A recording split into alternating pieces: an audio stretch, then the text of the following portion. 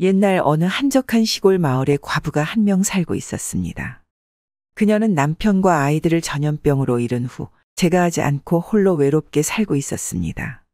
그러던 어느 날 마을에 어린 머슴이 들어왔습니다. 그는 몸이 다부지고 성격이 온순하며 부지런해서 마을 사람들의 사랑을 받는 머슴이었습니다. 그리고 그는 갑자기 과부의 집에 찾아와 집에서 일하게 해달라고 부탁했습니다. 머슴의 부탁에 과부는 잠시 고민하였는데 세경을 주지 않아도 된다는 머슴의 말에 집에서 일하도록 허락하였습니다. 그날 이후로 머슴은 과부의 집에서 일하게 되었습니다. 그리고 과부를 위해 밤낮 없이 열심히 일했습니다. 물론 말한 대로 세경은 한 푼도 받지 않았습니다. 하지만 머슴은 세경 대신 저녁에 불을 붙일 들기름만 가져갔습니다. 그러고는 매일 밤 자신의 방에서 불을 환히 밝히고는 옷을 벗고 잠을 잤습니다. 그 모습을 본 과부는 머슴이 왜 매일 밤 불을 켜고 자는지 궁금했습니다. 아니 기름 아깝게 왜 매일같이 불을 켜고 잔단 말이냐? 이러다간 세경보다 기름값이 더 나오겠다. 그리하여 과부는 어느 야심한 밤 머슴이 곤히 잠든 틈을 타서 몰래 그의 방을 엿보았습니다. 방 안을 들여다보니 벌거벗고 잠을 자고 있는 머슴의 모습이 보였는데 너무나 해괴망측하고 낯선 모습이라 과부는 화를 내며 돌아갔습니다. 아이고 남사스러워라. 옆방에 여인네가 있는데 어찌 저리 불을 환히 밝히고 아무것도 입지 않고 자빠져 잔단 말이냐? 아이고 남사스러워라. 과부는 머슴이 왜 이렇게 행동하는지 궁금했습니다. 그래서 그녀는 다음날 저녁에도 머슴의 방을 엿보러 갔습니다. 그리고 전날과는 달리 아예 방 안으로 들어가서 잠을 자고 있는 머슴을 물끄러미 쳐다보았습니다. 머슴은 과부가 들어온 것을 아는지 모르는지 그저 발가벗은 채로 세상 모르게 잠을 잘 뿐이었습니다. 왜 매일같이 불을 환히 밝히고 발가벗고 자는 거냐? 잠버릇 참 고약하구나. 곤히 자고 있는 머슴을 보고 볼이 발그레진 과부는 고개를 가로저으며 다시 뒤돌아 나가려고 했습니다. 헌데 그 순간 자고 있는 머슴의 그것이 과부의 눈에 들어왔습니다. 과부는 그것을 보고 침을 꿀꺽 삼켰습니다. 그리고 몸이 달아오르는 것을 느꼈습니다. 하지만 인내심을 발휘해 흔들리는 마음을 다잡고 짐짓 모른 척하고는 방으로 돌아가 잠을 청하려고 했습니다. 그렇지만 시간이 흘러도 잠을 이룰 수 없었습니다. 왜냐하면 벌거벗은 머슴의 모습이 자꾸만 눈앞에 아른거렸기 때문이었습니다. 마음이 심란해진 과부는 잠자리에서 일어나 바람이나 쐴 겸 외양간으로 향했습니다. 그리고 소에게 여물을 주고는 다시 방으로 돌아갔습니다. 헌데 마침 머슴이 자는 방을 지나치게 되었고 결국 음욕을 주체하지 못한 과부는 머슴의 방으로 들어갔습니다. 그리고 곤히 자고 있는 머슴에게 자신의 몸을 맡겼습니다. 그렇게 깊은 밤을 머슴과 함께 동침하게 된 과부. 그녀는 그날 이후 머슴과 함께 살기로 하였습니다. 그리고 머슴을 자신의 서방으로 기꺼이 받아들였습니다. 하지만 당시 시대상 신분 차이가 나는 둘의 관계는 많은 사람들에게 손가락질 받을 것이 뻔했기에 과부와 머슴은 자신들의 관계를 철저히 숨기며 지냈습니다. 하지만 행복한 시간도 오래가지 못했습니다. 어느 날 마을에 사는 아낙 한 명이 호미를 빌리러 왔다가 다정한 둘의 모습을 보고는 그들의 관계를 알아차렸습니다. 아니 형님, 아까 보니께 머슴에게 서방이라 부르더만 어찌 된 일이요? 아니 그게 사실. 과부는 할 수 없이 아낙에게 모든 사실을 털어놓았습니다. 그리고 다른 사람들에게는 말하지 말라고 단단히 일러두었습니다. 과부에게 모든 사정을 들은 아낙은 둘의 사이를 응원한다며 다른 사람들에게는 절대 말하지 않겠다고 했습니다. 하지만 비밀은 언젠가 밝혀지는 법. 시간이 지나자 어느새 둘의 사이를 온 마을 사람들이 알게 되었습니다. 그리고 두 사람의 얘기는 매일같이 마을 사람들의 입에 오르락내리락 하였습니다. 아니 저 과부가 혼자 살더니만 결국 음욕에 눈이 멀어 사내를 끌여들였다네. 그것도 자신의 집에서 일하고 있던 머슴을 말이야. 아무리 그래도 그렇지 어찌 저런 미천한 자를 침실로 끌어들인단 말이냐? 세상 참 잘 돌아간다 돌아가. 난 그럴 수도 있다 생각하네만. 뭐 둘이 좋아 죽겠다는데 우리가 나설 일은 아니지 않은가. 마을 사람들 중 몇몇은 그럴 수도 있다며 둘이 함께 지내는 것에 찬성했지만 대다수는 과부와 머슴을 비난하며 마을의 수치라고 말하고는 두 사람을 마을에서 쫓아내자고 말했습니다. 물론 이 얘기들은 과부와 머슴의 귀에도 들어왔습니다. 그리하여 둘은 마을을 떠날 생각도 해보았지만 정든 마을을 떠나 다른 곳에 정착하는 것 또한 힘든 일. 그래서 과부와 머슴은 둘의 사이를 인정하지 않는 마을 사람들과 대화하며 이해를 바라는 노력을 아끼지 않았습니다. 마을 사람들에게 인정받기 위해 무던히 애를 썼습니다. 그렇게 오랜 시간이 지났습니다. 많은 사람들의 눈치와 구박 속에서도 변하지 않는 그들을 보며 결국 마을 사람들의 시선도 차츰 변해갔습니다. 그리로 변함없이 노력하는 그들을 보며 처음에는 비난을 아끼지 않았던 사람들도 머슴과 과부 사이를 이해하고 인정하게 되었습니다. 그리하여 둘은 마을에서 쫓겨나지 않게 되었고 오랜 시간이 지나 마을 사람들의 축하 속에 혼인식을 올릴 수 있게 되었습니다.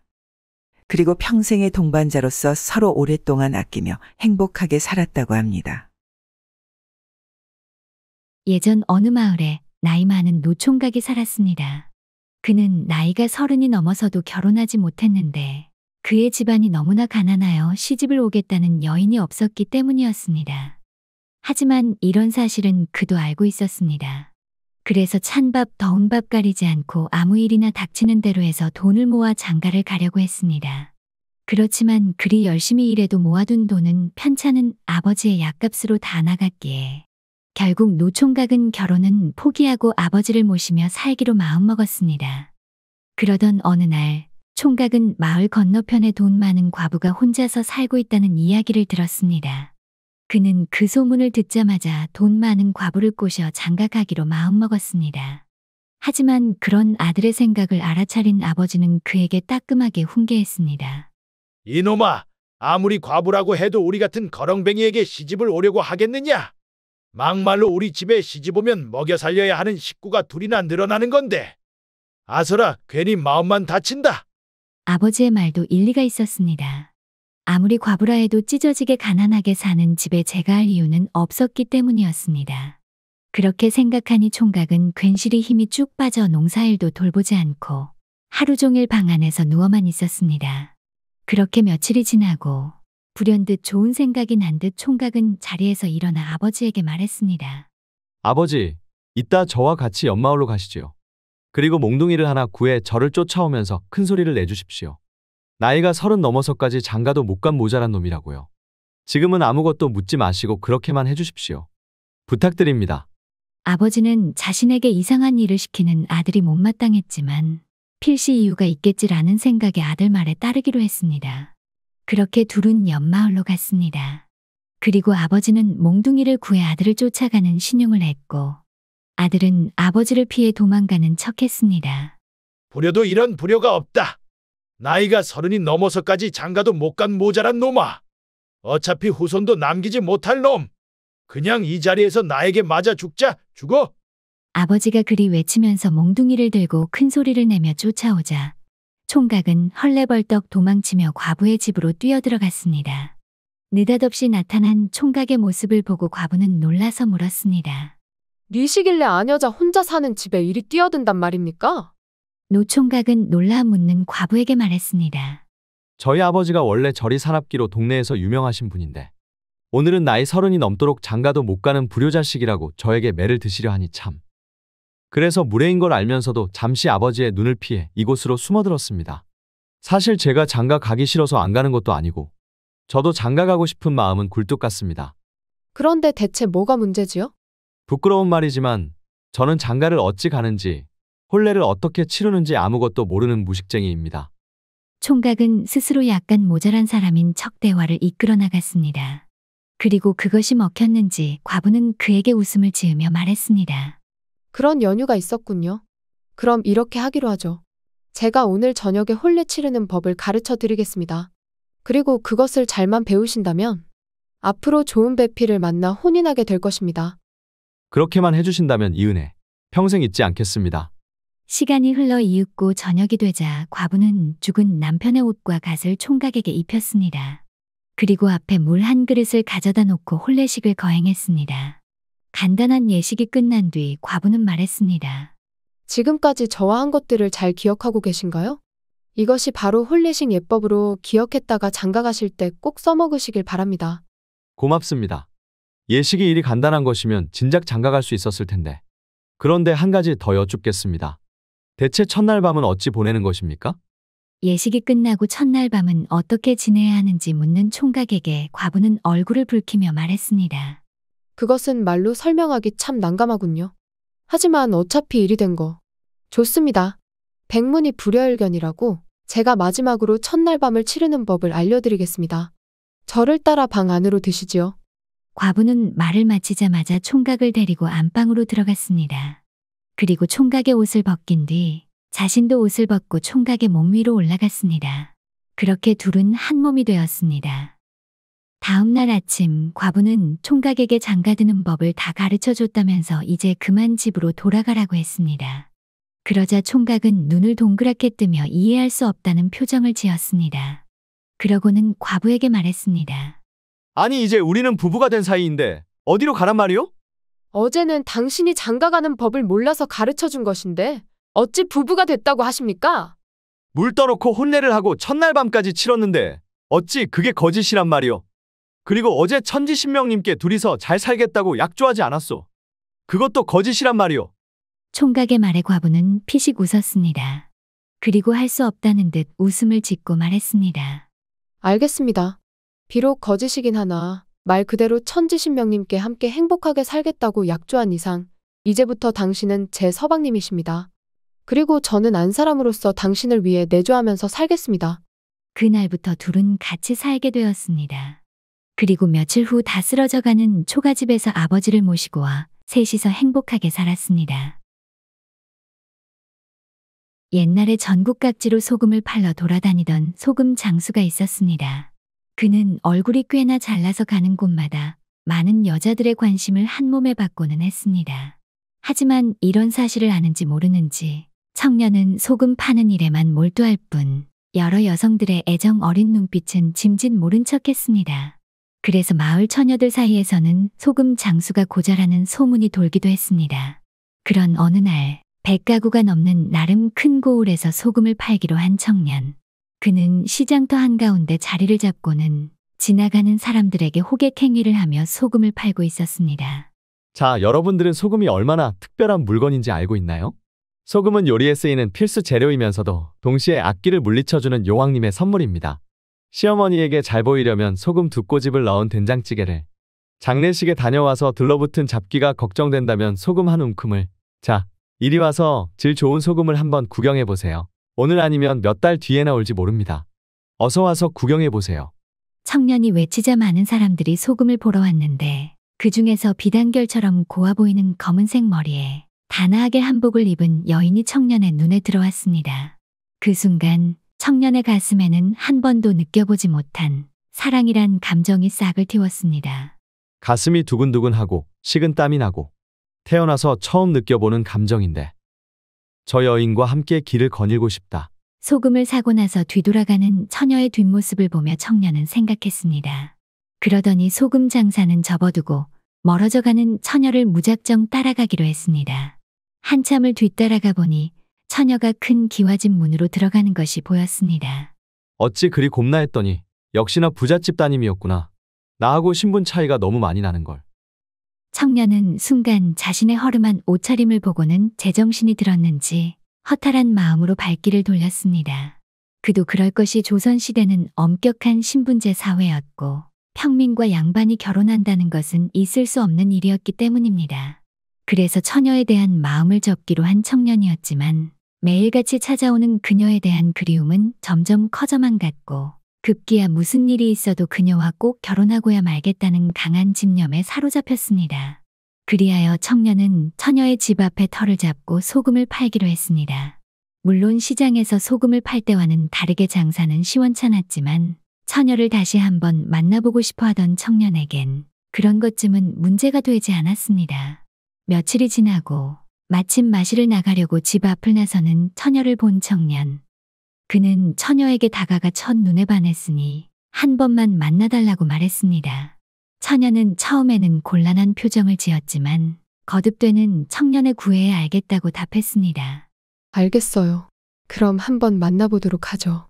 그날 밤 야심한 시각의 동네 어귀에서 만난 두 사람. 둘은 이런저런 얘기를 나누었고 처녀는 청년의 건실함과 유머 감각, 그리고 잘생긴 얼굴에 반해버렸습니다. 그날 밤 이후로 두 사람은 서로에 대한 사랑을 확인했고 연인 사이가 되었습니다. 둘의 신분 차이는 그들의 장애물이 되지 못했습니다. 그렇게 오랫동안 사랑을 키워나가던 두 사람은 어느 날 처녀의 집 여종에게 이 사실을 들켜버렸습니다. 그리고 여종은 그녀의 어머니에게 이 사실을 고했고 분노한 어머니는 처녀를 불러 말했습니다. 네가 마음이 여려 천한 것들을 사랑으로 대하는 것을 알고도 모른 척 해왔다. 왜냐하면 너의 착한 천성이 막는다고 막아지는 것이 아니라고 생각했기 때문이다. 하지만 이제 와서 그것을 막지 못했던 내 자신이 미워지는구나. 어머니, 갑자기 왜 이런 말씀을 하십니까? 네가 천한 소금 장수와 만나고 있다는 것을 다 안다. 네? 그걸 어떻게? 연유는 묻지 말거라. 다 아는 수가 있으니. 그리고 갑작스런 얘기지만 이웃 마을 최진사댁 아들과 혼인 날짜를 잡아놨으니 그리 알 거라. 그동안 몸조심하고. 어머니, 어떻게 저에게 한마디 말씀도 없이 그리 하십니까? 말하면 그 천한 것과 헤어질 수 있겠느냐? 어머니의 물음에 처녀는 아무 말도 하지 못했습니다. 어머니는 처녀의 침묵에 혀를 끌끌 차며 내 저럴 줄 알았다라는 말을 남기고 방 안으로 들어갔습니다. 한편 매일같이 미래를 즐기던 숲에서 처녀를 기다리고 있던 총각.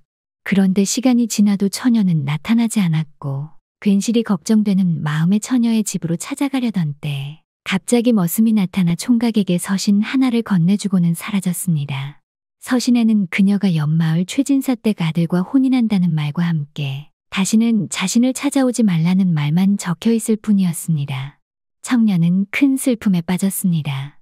자신의 배필을 찾았다고 생각했는데 갑작스런 그녀의 혼인 소식에 정신이 나가버릴 지경이었습니다. 하지만 모든 것을 포기하고 가만히 앉아서 슬퍼하는 것은 청년의 성격에 맞지 않았습니다. 다음 날 청년은 처녀와 결혼하기로 한 최진사 어르신의 집을 수소문하여 찾아갔습니다. 그러고는 다짜고짜 머슴을 불러 도련님을 만나게 해달라고 말했습니다. 물론 머슴은 청년을 미친 사람 취급하며 내쫓으려 하였습니다.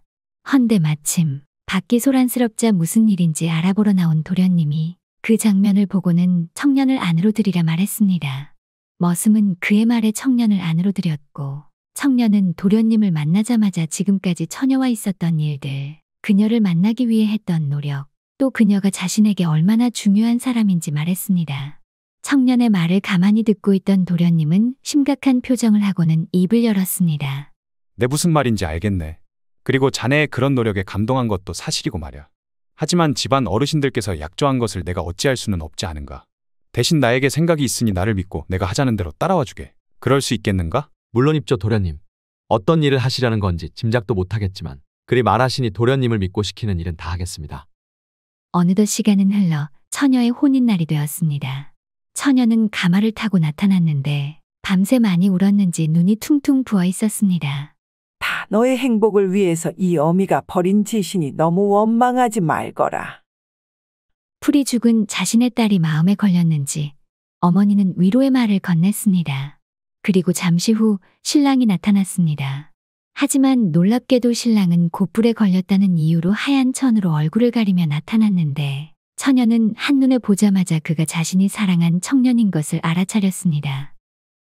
원래 결혼하기로 했던 부잣집 도련님은 소금 장수의 처지를 불쌍히 여겨 결혼을 뒤엎고 싶었지만 부모님들이 약조한 이상 그럴 수 없었습니다. 그리하여 소금 장수가 마치 자신인 양 얼굴을 가리고 혼례식에 참석하도록 꾸몄습니다. 물론 말을 하면 들킬 수 있었기에 곧불에 걸렸다는 핑계를 대도록 하고 말이죠. 그리하여 양반집 딸과 양반집 아들로 변장한 소금 장수는 많은 사람들의 축하 속에 혼인식을 올렸습니다. 그리고 그날 밤 그토록 원했던 첫날 밤을 치르게 되었습니다. 다음 날 소금 장수에게 신랑의 자리를 양보했던 부잣집 도련님이 둘을 찾아왔습니다. 그리고 결혼식 패물을 건네며 말했습니다. 이것은 신부에게 주는 패물입니다. 이곳에 오래 머물면 필시 다른 이들에게 들킬 터이니 패물을 팔아 돈을 마련하여 한적한 곳에서 살림을 꾸리도록 하십시오. 이제 부부가 된 두 사람은 부잣집 도련님에게 감사하다고 말한 뒤 새벽에 집을 나섰습니다. 그리고 전국을 돌아다니며 소금을 팔면서 생계를 이어갔습니다. 고된 삶이었지만 신부는 신랑이 있어 이 모든 것을 참고 견뎠습니다. 그러다가 마침내 경치가 좋은 마을을 발견하였고 그곳에 터를 잡고 살았습니다. 그리고 아들, 딸을 낳아 행복하게 살았습니다. 옛날 마을에서 제일 가는 부잣집 외동 아들이 있었습니다. 그는 여느 부잣집 자식들과는 다르게 남을 배려하고 신경 써주는 착한 성품을 갖고 있었습니다. 하지만 부모는 그런 자식의 성품이 마음에 들지 않았습니다. 자신이 손해보더라도 남을 먼저 챙기는 그의 성격이 나중에는 분명 큰 화를 불러올 것이라고 생각했기 때문이었습니다. 그리하여 부모는 아들의 착한 성격을 보완해 줄 수 있는 똑똑한 며느리를 얻고자 했습니다. 때마침 이웃 마을의 머리가 좋고 얼굴도 이쁜 처녀가 혼처 자리를 찾는다는 사실을 전해 들었습니다. 부모는 그 소식을 듣자마자 매파를 시켜 아들과 그녀를 이어주기로 결심했습니다. 그리하여 일은 일사천리로 진행되었고 얼마 지나지 않아 두 남녀는 부부의 정을 맺게 되었습니다. 혼인 첫날 밤 신랑은 신부에게 다가갔습니다. 그러고는 조심스레 신부의 저고리를 풀었습니다. 그녀는 긴장했는지 몸을 사시나무 떨듯했는데 그런 모습이 안타까워 신랑은 그녀를 꼭 안아주었습니다. 순간 아래쪽에 묵직한 감각이 느껴졌습니다. 깜짝 놀란 신랑은 그녀의 웃옷을 들쳤는데 들추자마자 남산만한 배가 모습을 드러냈습니다. 신랑은 신부가 임신한 상태라는 것을 알아채고는 놀라 말했습니다. 부인, 이게 대체 어찌 된 일이요? 신랑의 물음에 신부는 기어가는 목소리로 답했습니다. 임신한 몸으로 결혼을 한다는 것은 말이 안 되지만 부모님의 성화에 모시게 이렇게 시집을 오게 되었습니다. 소박을 맞더라도 할 말이 없겠죠. 대신 저를 친정으로 쫓아내실 때 제가 임신하였다는 사실을 저희 부모님께 말하지는 말아 주십시오. 저희 부모님이 알면 큰일 납니다. 제발 말하지는 말아 주십시오. 아니, 임신한 채로 결혼한 것도 말이 안 되는데 이제는 임신했다는 사실을 말하지 말고 쫓아내라는 말이요? 대체 이게 무엇이요? 그리고 이게 덮는다고 덮어지는 일이요? 서방님, 제가 죽을 죄를 지었습니다. 하라는 대로 다 해드리겠습니다. 그러니 제발 저희 부모님께 고하지만 마십시오. 닥치시오. 내 어찌 이런 여인을 내 처로 맞이했는지 내 모든 것을 당신 친정 어르신들께 다 말씀드리겠소. 서방님, 제발. 신부는 신랑의 바짓가랑이를 붙잡고는 애원하듯 말했습니다. 신랑은 기분 같아서는 그녀를 당장 내쫓고 싶었지만 구슬 같은 눈물을 뚝뚝 흘리는 모습을 보고는 마음을 쉽사리 정하지 못하고 있었습니다. 순간 신부는 얼굴을 찡그리더니 배를 움켜잡고는 매우 아픈 듯 괴로운 신음소리를 냈습니다. 신음소리의 신랑은 신부가 곧 출산할 것이라는 것을 알아차렸고 조용히 여종을 부른 다음 산파를 데려오라 말했습니다. 여종은 의아해했지만 더는 묻지 않고 밤길을 달려 산파를 데리고 왔습니다. 늦은 시각 신방에 들어온 산파는 배가 남산같이 불러곧 출산을 할 것 같은 새 신부를 보며 놀라 말했습니다. 아이고, 내 평생 살면서 이런 해괴한 일은 처음 봅니다. 남산만한 새 신부의 모습이 어찌 이리 볼상사나운지. 산파는 금방이라도 쌍욕을 내뱉을 듯한 표정을 지었지만 표정과는 다르게 조심스런 손짓으로 새 신부의 가랑이에 손을 갖다 댔습니다. 시간이 흐른 뒤 산파의 주름진 손에 건강한 사내 아이가 들려 나왔습니다. 아이가 건강히 태어나자 신랑은 산파와 여종에게 이 일은 비밀로 해달라고 말한 뒤 그들을 돌려보냈습니다. 그러고는 한숨을 내쉬었습니다. 산모가 건강하게 아이를 낳은 것은 기뻤지만 한편으로는 이 일을 어찌해야 하나라는 걱정이 앞섰기 때문이었습니다. 그리하여 한참을 골똘히 생각하던 그는 자리에서 일어나 아이를 포대에 감싼 뒤 몰래 밖으로 나갔습니다. 그러고는 길 옆 안전한 곳에 숨겨놓았습니다. 서방님, 아이는 대체 어찌하고 혼자 들어오시는 겁니까? 아이를 데리고 나가 혼자 들어오는 신랑을 보고 신부는 놀라 말했습니다. 다 내게 생각이 있어. 나를 믿고 따라주시오. 다음 날 신랑은 날이 밝자마자 밖으로 나갔습니다. 그리고 집으로 돌아오면서 길 옆에 숨겨놓았던 아이를 들어올리고는 호들갑을 떨며 말했습니다. 아니, 어느 때려 죽일 놈이 길 옆에 아이를 버려 두었단 말이냐? 그는 다른 사람이 다 듣도록 큰 목소리로 역정을 낸 뒤 아이를 집으로 데리고 왔습니다. 그리고 아들의 목소리에 놀라 밖으로 나온 부모님에게 버려진 아이를 보며드리고는 이 불쌍한 아이를 자신들이 키우겠다고 말씀드렸습니다. 부모님은 기막혀하며 말했습니다. 이놈아, 그게 신혼인 내 놈이 할 소리니? 아이고, 저놈이 이제 하다 주워온 아이를 키우겠다고 하네? 여보, 저 정신 나간 놈 좀 말려주세요. 너 이놈! 정녕 제정신인 게냐? 누구의 씨인지도 모르는 아이를 어찌 키운단 말이냐? 하지만 아들은 물러서지 않았습니다. 그는 자신들이 혼이 난 날에 나타난 아이가 큰 복일 수도 있다면서 만약 이를 저버린다면 큰 불행이 닥쳐올지도 모른다며 부모님을 설득했습니다. 부모님과 자식 간의 설전이 오가고 결국 부모님은 친자식을 낳을 때까지라는 조건을 걸고 아이를 키우라고 허락하였습니다. 겨우 키워도 된다는 승낙을 받아낸 그는 신부에게 이 기쁜 사실을 알렸고 그녀는 자신을 위해 애쓴 신랑의 넓은 마음씨에 감동하여 하염없이 눈물을 흘렸습니다. 어느덧 시간은 흘러 아들이 서당에 갈 나이가 되었습니다.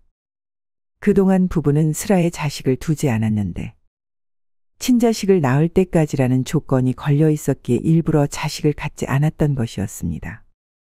그래서인지 아들은 외동으로 자라는 동안 자신밖에 모르는 버릇없는 놈이 되어 있었고 그런 성격 때문인지 매일같이 서당에서 다른 아이들을 괴롭히는 것이 일상이었습니다. 보다 못한 부부는 아들을 혼내기도 하고 다독여도 보았지만 다 소용없는 짓이었습니다. 아들은 자신이 마을에서 가장 큰 부잣집 손주인 것을 알았고 때문에 평민들이 자신을 건드리지 못한다는 것을 알고 있었기 때문이었습니다.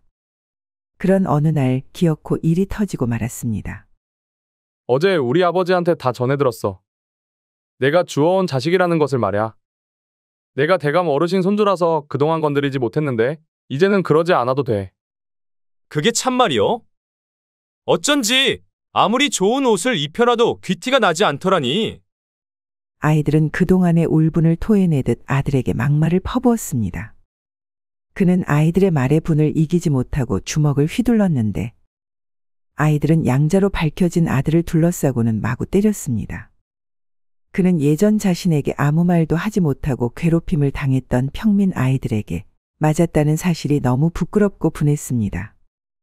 그리하여 집에 도착하자마자 부모님께 달려가 자신이 친 아들이 맞냐 물었습니다. 아들의 물음에 부부는 말도 안 되는 얘기라며 손살이 쳤지만 재차 묻는 그에게 할 수 없이 그동안 있었던 출생의 비밀을 얘기해 줬습니다. 아들은 큰 충격을 받았습니다. 자신이 무시하던 평민 아이들과 같은 신분인 것을 믿을 수 없었습니다. 어찌 이럴 수가 있단 말이냐? 마을에서 제일 가는 김대감 집의 손자인 내가 어찌 저 천한 놈들과 같단 말이냐?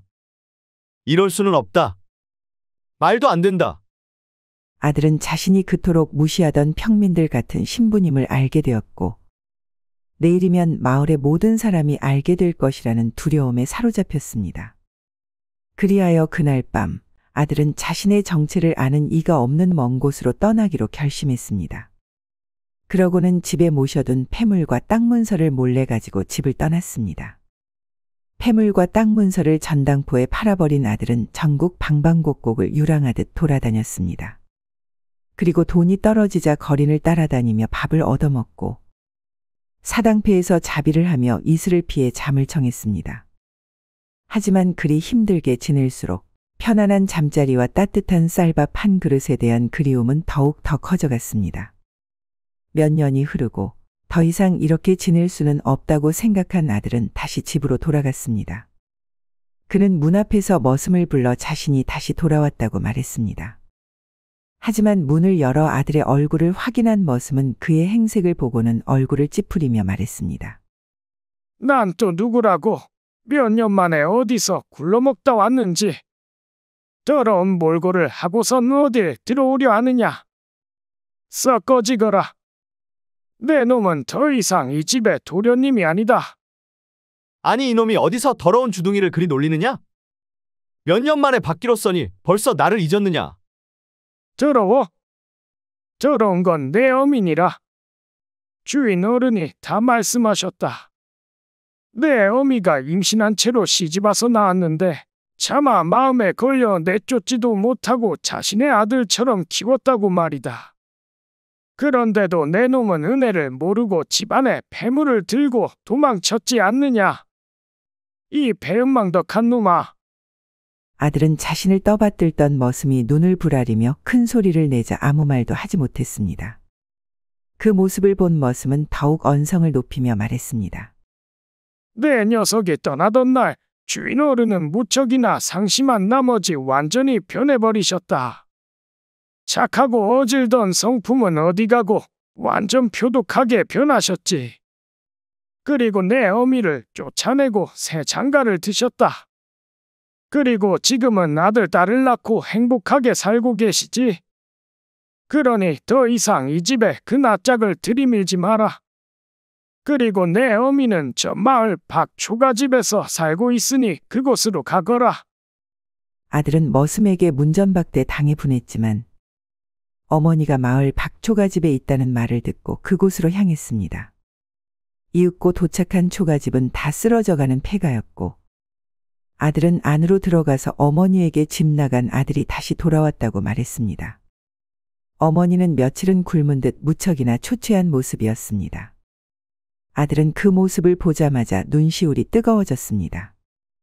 어머니는 아들의 모습을 보고는 잠시 반가워했지만 이내 원망의 눈빛을 보내며 말했습니다.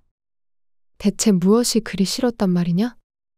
내 양아버지가 이 어미와 너한테 얼마나 잘했는데 어찌 그런 선택을 하였느냐? 어머니, 그날 일은 저도 죄송하게 생각하고 있습니다. 하지만 전 너무 어렸었고 뭐가 옳고 그른지 상황 파악을 할 처지가 아니었습니다. 사실 이 어미는 결혼하기 전에 이름 모를 사내에게 당해 너를 임신하게 되었다. 그리고 이 사실을 부모님에게 숨기고 혼처 자리를 얻어 시집을 가게 된 것이지. 그리고 이 모든 것을 알면서도 덮어준 게 내 양아버지였다. 그런데 은혜를 어찌 원수로 갚는단 말이냐? 어머니 죄송합니다. 하지만 그건 양아버지도 원해서 한 일이 아닙니까? 제가 있음으로 인해 두 분은 행복한 결혼 생활을 하신 것 아닙니까? 근데 왜 그런 사실을 잊고 모두 제 탓으로 돌린단 말입니까? 아들의 말에 어머니는 호통을 쳤습니다. 원해서? 어찌 원해서 그랬다고 생각하느냐? 그가 원해서 아이를 갖지 않았다고 생각하느냐? 다 너를 위해서 그리고 나를 위해서 그리 행동한 것이다. 너는 몇 년간이나 세상을 돌아보고 왔는데도 아직 그리 모르느냐? 그럼 말해보거라. 전국을 돌아다니면서 수많은 사람을 만났을 테지. 헌데 아무 이유 없이 너를 도와주는 사람이 몇이나 있더냐? 아무것도 바라지 않고 너에게 베푸는 사람이 몇이나 있더냔 말이냐? 아들은 고개를 숙이고는 아무 말도 하지 못했습니다. 너는 아무것도 변하지 않았구나. 나를 범했던 그 더러운 놈의 피가 너에게도 흐르고 있는 것 같구나. 그만하자. 됐다. 더 이상 꼴도 보기 싫으니 이 집에서 나가거라. 내 오늘부로 이 자리에서 너와의 연을 끊겠다. 아들은 연을 끊겠다는 어머니의 말에 몹시 화가 나서 방문을 박차고 나갔습니다. 그러고는 더 이상 부모에게 집착하지 않고 자신만의 길을 찾아 꼭 성공에 돌아오겠다고 다짐했습니다. 하지만 제대로 배운 것도 없고 신분도 불확실한 그를 받아주는 곳은 아무 데도 없었습니다. 그리하여 그는 예전과 같이 사당패에 들어가 이런저런 일을 하며 밥을 얻어먹는 생활로 다시 돌아갔습니다. 그리고 그렇게 몇 년의 시간이 더 흐른 뒤 아들은 결국 병을 얻어 사당패에서 쫓겨나게 되었습니다. 그리고 아무데도 갈 곳이 없었던 아들은 한겨울날 추운 길거리에서 잠을 청하다가 결국 하늘나라로 가게 되었다고 합니다.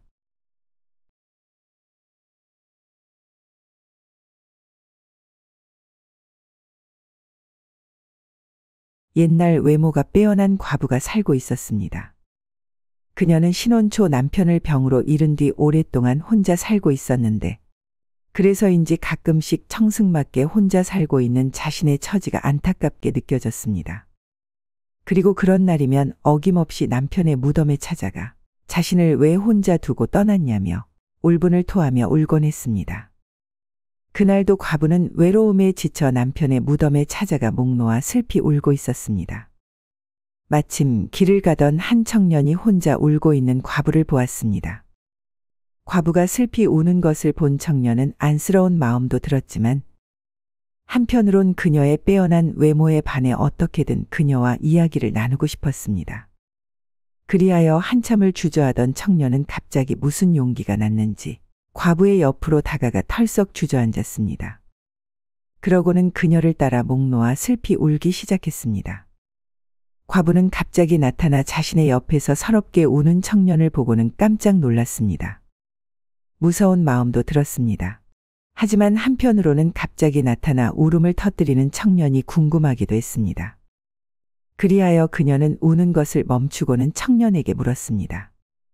저는 죽은 남편이 그리워서 이렇게 무덤 앞에서 울고 있는 것인데 댁은 누구시길래 갑자기 제 옆에 앉아 그리 슬피 우는 것입니까?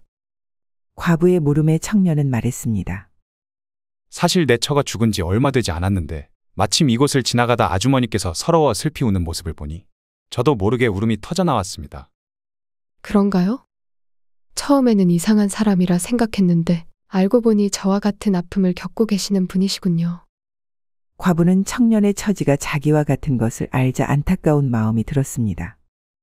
청년은 과부의 말에 우는 것을 멈추고는 말을 이어나갔습니다. 죽은 제 부인은 저와 천생연분이었습니다. 주위 사람들 모두 진정한 배필을 찾았다며 저를 부러워했죠. 그도 그럴 것이 저와 모든 것이 잘 맞았기 때문이었습니다. 심지어 그 속궁합까지 말이죠. 속궁합이요? 네. 이리 말하기는 그렇지만 혼인한 첫날 밤 후로 한 번도 빠짐없이 남녀의 정을 나눌 정도였으니 말 다 했죠. 과부는 그의 말에 놀라 얼굴을 붉히고는 물었습니다. 매일같이 함께 사랑을 나누었다는 말인가요?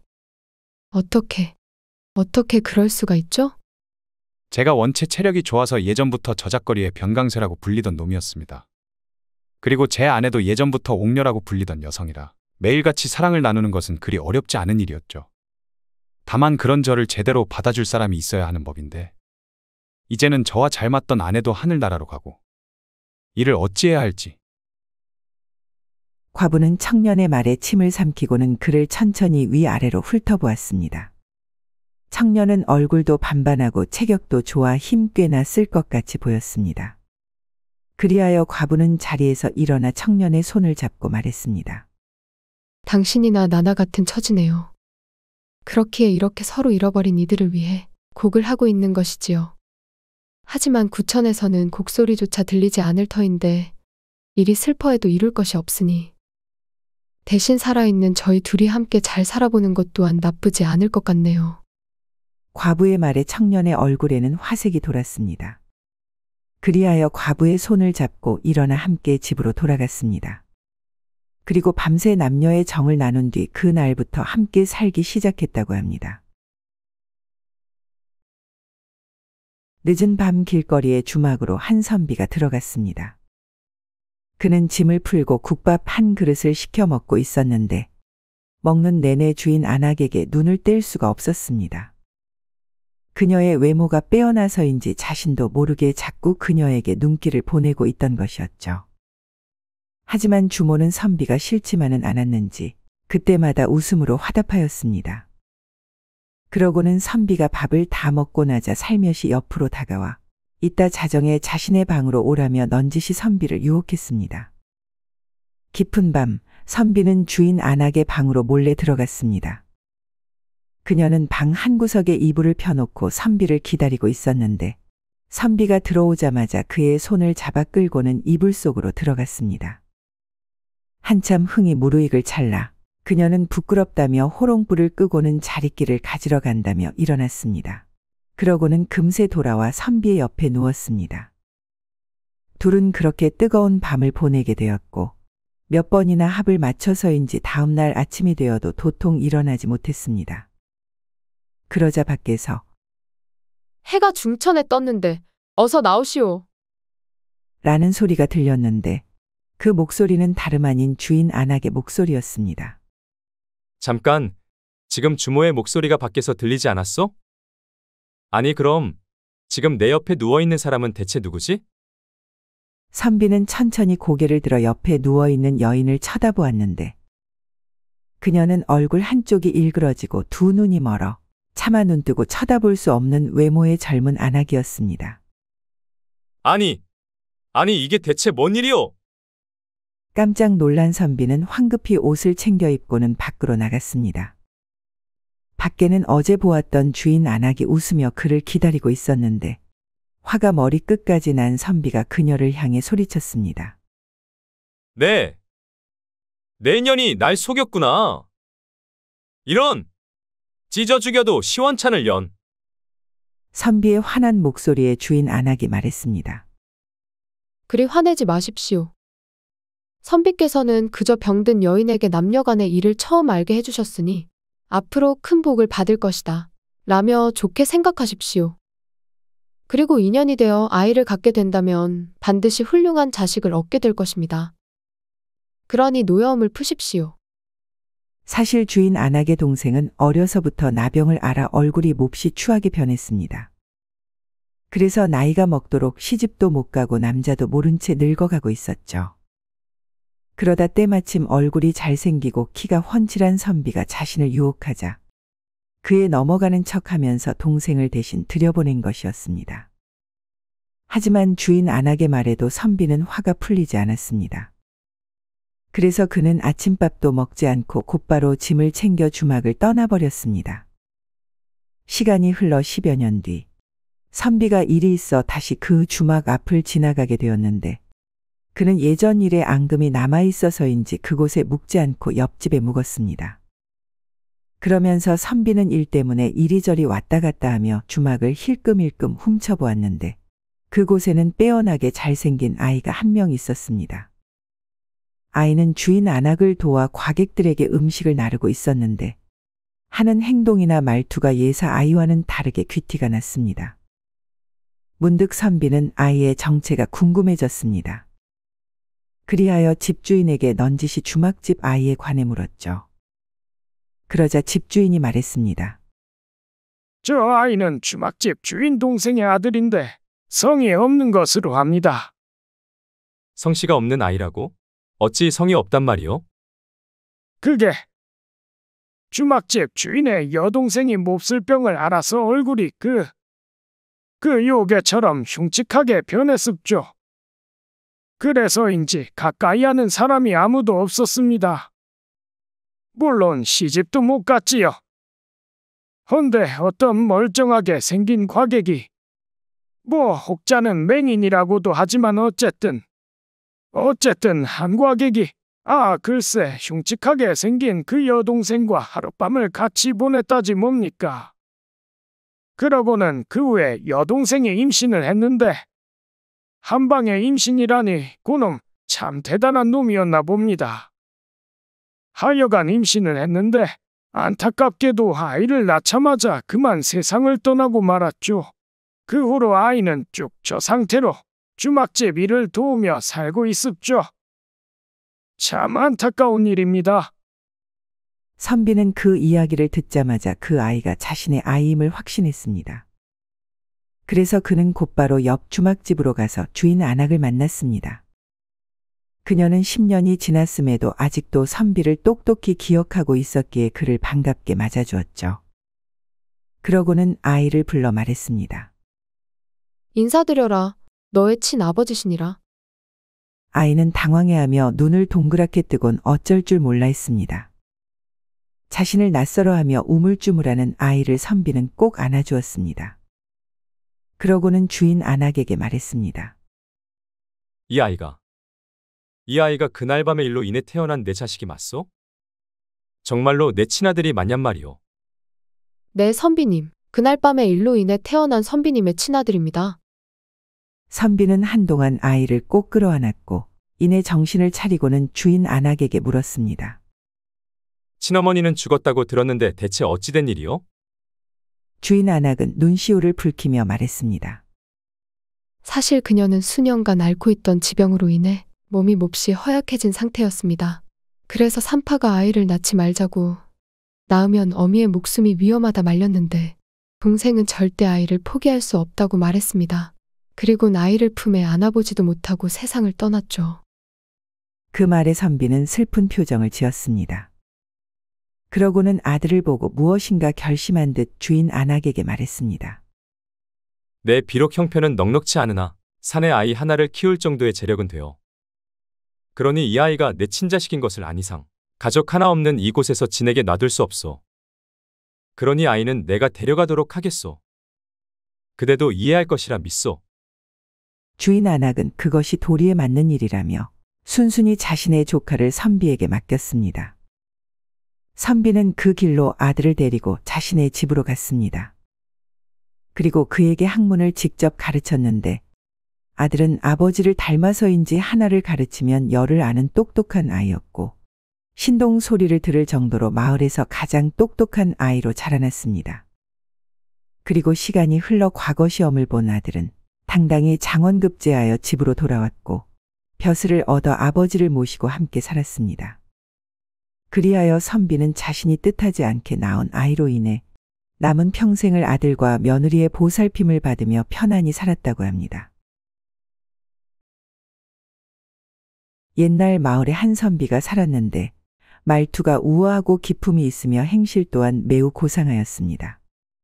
그는 일찍이 아내를 여의고 아들과 며느리와 한 집에서 살고 있었는데 아들 내외는 아버지를 극진히 모시며 효도하며 살았고 집안의 화목함은 온 동네에 소문이 날 정도였습니다. 그러던 어느 날 과객이 찾아와 하룻밤만 묵고 가게 해달라고 청했습니다. 과객은 여느 떠돌이와는 다르게 기품이 있어 보이는 청년이었습니다. 선비는 청년과 얘기를 나눠보았는데 생긴 대로 학식이 깊어서 아는 것이 많아 밤새도록 같이 이야기를 나누어도 지루함이 없었습니다. 그리하여 둘은 술을 마시며 많은 이야기를 나눴습니다. 하지만 청년은 밤이 끝나도록 끝끝내 자신의 이름만은 밝히지 않았죠. 그날 이후로도 청년은 몇 차례 더 찾아왔고 그와 얘기를 나누는 것을 좋아하던 선비는 그때마다 꼭 하룻밤 묵어가라며 청년에게 권했습니다. 선비는 뜻이 맞는 그와 밤새 얘기를 나누는 것이 무엇보다 즐거웠기 때문이었죠. 그러던 어느 날 청년이 선비의 집을 또 찾아왔습니다. 하지만 그날따라 선비의 얼굴에는 수심이 가득했고 그 연유가 궁금했던 청년은 저녁밥을 먹자마자 그에게 물었습니다. 주인장, 혹시 무슨 일 있습니까? 오늘따라 얼굴에 수심이 가득해 보입니다. 청년의 말을 들은 선비는 가만히 뜸을 들이다가 힘겹게 말을 꺼냈습니다. 이런 말 하기는 송구스럽지만 아무래도 오늘 밤 집안에 사람이 죽어나가는 일이 일어날 것 같습니다. 이 모든 것은 손님과는 상관없는 일, 또한 손님의 힘으로는 어찌할 도리가 없으니 그만 돌아가시는 것이 나을 듯 싶습니다. 선비의 말에 청년이 놀라 말했습니다. 사람이 죽어나간다뇨. 대체 무슨 일이길래 그렇습니까? 아무리 우리의 인연이 얕다고는 하나 사람의 목숨이 걸린 일. 어찌 보고만 있겠습니까? 무슨 일인지 상세하게 말씀해 주십시오. 찰나의 침묵이 흐르고 열릴 것 같지 않던 선비의 무거운 입이 열렸습니다. 저에게 아들놈 하나 있다는 것을 알고 계시지요. 어미가 일찍 죽어서 젖동량을 하며 애지중지 키운 아들놈이지요. 그리고 결혼하여 이 못난 아비에게 효도하는 착한 아들놈이기도 하고요. 근데 이놈이 글쎄 큰 사고를 치고 말았지 뭡니까? 그게 뭔고 하니? 선비는 잠시 뜸을 들이더니 다시 입을 열었습니다. 그놈이 글쎄 마을에서 제일 가는 부잣집 며느리와 정을 통하다가 발각됐지 뭡니까? 물론 그 때문에 자식놈이 벌 받는 것은 그러려니 하겠는데 부잣집 대감이 그 사실을 알고서 아들놈을 벌하는 대신 우리 집 며느리를 데리고 가겠다지 뭡니까? 며느리, 우리 며느리가 대체 뭔 죄를 지었답니까? 죄 지은 사람은 가만히 놔두고 엄한 사람을 벌주는 격이지요. 그리하여 오늘 밤 그 대감놈이 오면 낫을 들고 내가 죽나 결판을 낼 참이었습니다. 그러니 신경 쓰지 마시지요. 선비의 말을 듣고 있던 청년이 말했습니다. 설마 그 대감이 그렇게까지 하겠습니까? 겁을 주려고 엄포를 놓은 것 아니겠습니까? 그 사람은 동네에서 모질고 사납기로 소문난 사람입니다. 분명 반드시 이곳으로 와서 저희 집 며느리를 데리고 갈 것입니다. 그 말을 들은 청년은 미간을 찌푸리더니 잠시 바깥에 볼 일이 있어 다녀오겠다며 집을 나섰습니다. 잠시 후 밖에서 사람들의 웅성거리는 소리가 들렸습니다. 그 소리에 선비는 밖으로 나갔는데 집 앞에는 노비 서너명과 함께 온 부잣집 대감의 모습이 보였습니다. 대감은 말했습니다. 남의 집 며느리를 건드린 죄 주고 마땅하다는 것을 알고 있겠지. 다만 집안의 장남을 벌하여 대를 끊는 것은 내 원하는 바 아니다. 하지만 누구든 그 죄값은 치러야 하는 법. 그러니 오늘 밤 너희 집 장남 대신에 그의 며느리를 데려가겠다. 그의 말에 선비는 발끈하며 말했습니다. 죄 지은 자는 따로 있는데 어찌 우리 집 며느리를 데려간다 하십니까? 왜 남의 집 며느리를 탐한단 말입니까? 제 자식은 죄가 있어 벌하셔도 되지만 아무 죄도 없는 며느리만은 안 됩니다. 죽어도 안 됩니다. 절대 못 보냅니다. 선비는 그리 말하고는 낫을 들고 그들의 앞을 막아 섰습니다. 선비가 낫을 들자 순식간에 분위기는 서늘해졌고 곧 누구 하나 죽어나가도 이상하지 않을 상황이 되었습니다.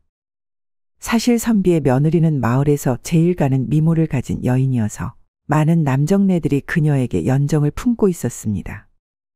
대감 역시 그들과 마찬가지였는데 품고 싶어하던 여인의 남편이 자신의 며느리와 놀아나자 남편을 벌하는 대신 그 며느리를 취해야겠다고 생각한 것이죠. 그래서 말도 안 되는 일을 꾸몄던 것입니다. 그때 사라졌던 선비가 어느샌가 대감 앞으로 다가와 나지막한 목소리로 말했습니다. 암행어사 출두야. 그의 말이 끝나기가 무섭게 바깥에서 수많은 포졸들이 대감네 일행을 에워쌌고 당황한 대감과 노비들은 어쩔 줄 몰라 우왕좌왕하고 있었습니다. 그 장면을 보고 있던 청년 어사가 말했습니다. 결혼한 유부남과 유부녀가 정을 통한 것은 정절의 훼손이고 이것은 분명 중죄임이 맞다.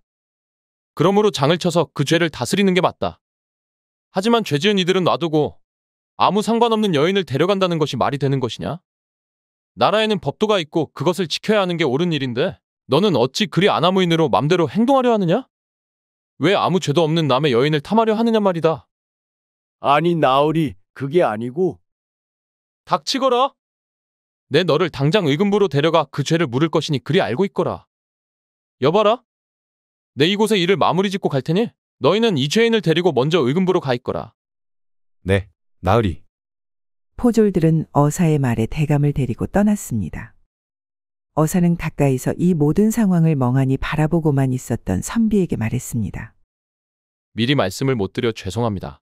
하지만 제 정체를 누구에게도 발설하면 안 되기에 이해해 주시리라 믿습니다. 그리고 그동안 떠돌이로 변장하여 이 마을, 저 마을을 다녔는데 이곳에서 만난 주인 어른의 보살핌에 감동하여 이렇게 나서게 되었습니다. 부디 그동안의 은혜를 갚으려는 저의 행동이니 너무 개의치 말아 주시기 바랍니다. 어사의 말에 선비는 고개를 숙이며 송구스럽다는 듯 말했죠. 아닙니다, 어사님. 제가 오히려 더 감사하죠. 이 은혜 평생 잊지 않겠습니다. 헌데 저 대감은 이제 어찌 되는 것입니까? 만약 죄가 없는 것으로 밝혀져 다시 돌아온다면 보복할까 두렵습니다. 선비의 말을 들은 어사는 말했습니다. 사실 저자에 대한 고발문이 많이 올라와서 예의주시하고 있던 참이었죠. 이번만 해도 강상죄에 해당하는 사례인데 만약 그것이 사실로 밝혀진다면 아마 2번 다시 고향 땅을 밟지 못할 것입니다. 그러니 보복에 대한 우려는 염려치 마십시오. 어사는 그 말을 끝으로 의금부로 향했습니다. 그리고 의금부로 돌아가 대감의 죄를 물어 유형으로 다스렸고 결국 대감은 먼 곳으로 귀양 가서 다시는 고향 땅을 밟지 못했다고 합니다. 옛날 어느 선비가 아내를 잃고 혼자 살고 있었습니다. 그는 일찍이 아내를 잃은 탓에 자식이 없었고 재혼해서 자식을 낳아대를 잇고 싶었지만 살림이 워낙 가난한 탓에 그에게 시집오겠다는 여인이 없었죠. 그래서 몇 해가 지나도록 외롭게 혼자 살고 있었습니다. 그런 어느 날 저녁 이웃에 사는 과부가 선비를 찾아왔습니다. 그러고는 한 가지 부탁을 했죠. 제가 이웃 마을 초상집에 다녀와야 하는데 집이 비어 걱정입니다. 여자 혼자 사는 집이다 보니까 어떤 시정잡배 놈들이 와서 곳간을 털어갈지 모르니 번거롭더라도 오늘 하루만 빈집을 봐주십시오.